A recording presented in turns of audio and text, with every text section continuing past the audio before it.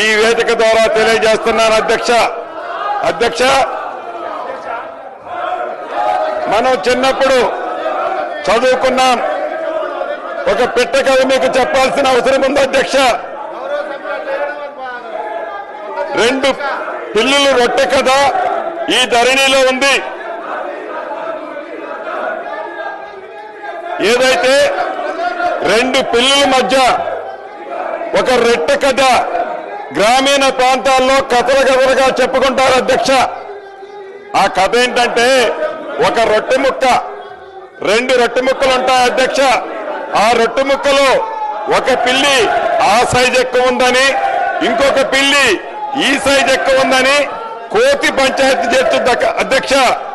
చివరికి రెండు పిల్లుల్ని కాదని ఆ రెండు రొట్టె ముక్కలని ఆ కథలో కోతి తిన్నట్లే ఈ ధరణి కాన్సెప్ట్ ని పెట్టి తెలంగాణ రాష్ట్రంలో ఉండే దళిత గిరిజన మైనారిటీ బీసీల వేలాది ఎకరాల భూములని ఆనాటి పెద్దలు కోతి సామెతలాగానే తన్నుకుపోయారు అధ్యక్ష.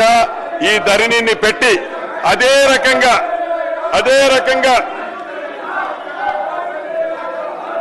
ఇటు రాష్ట్రంలో అటు దేశంలో 2014 ముందు కాంగ్రెస్ ప్రభుత్వం తీసుకొచ్చిన రెవెన్యూ చట్టాలు సంస్కరణలు చట్టం ద్వారా, నాటి చట్టం ద్వారా ప్రత్యక్షంగా నష్టం కలిగింది అని తమరికి ఈ వేదిక ద్వారా తెలియజేస్తున్నాను అధ్యక్ష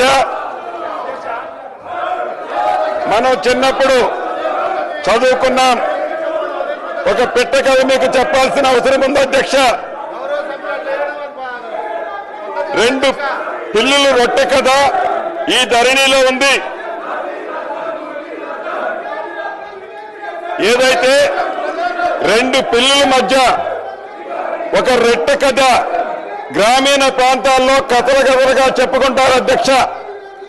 ఆ కథ ఏంటంటే, ఒక రొట్టె ముక్క, రెండు రొట్టె ముక్కలు ఉంటాయి అధ్యక్ష. ఆ రొట్టె ముక్కలో ఒక పిల్లి ఆ సైజ్ ఎక్కువ ఉందని, ఇంకొక పిల్లి ఈ సైజ్ ఎక్కువ ఉందని కోతి పంచాయతీ చేస్తుంది అధ్యక్ష. చివరికి రెండు పిల్లుల్ని కాదని ఆ రెండు రొట్టె ముక్కలని ఆ కథలో కోతి తిన్నట్లే ఈ ధరణి కాన్సెప్ట్ ని పెట్టి తెలంగాణ రాష్ట్రంలో ఉండే దళిత గిరిజన మైనారిటీ బీసీల వేలాది ఎకరాల భూములని ఆనాటి పెద్దలు కోతి సామెతలాగానే తన్నుకుపోయారు అధ్యక్ష.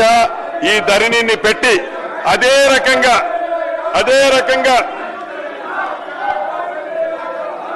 ఇటు రాష్ట్రంలో అటు దేశంలో 2014 ముందు కాంగ్రెస్ ప్రభుత్వం తీసుకొచ్చిన రెవెన్యూ చట్టాలు సంస్కరణలు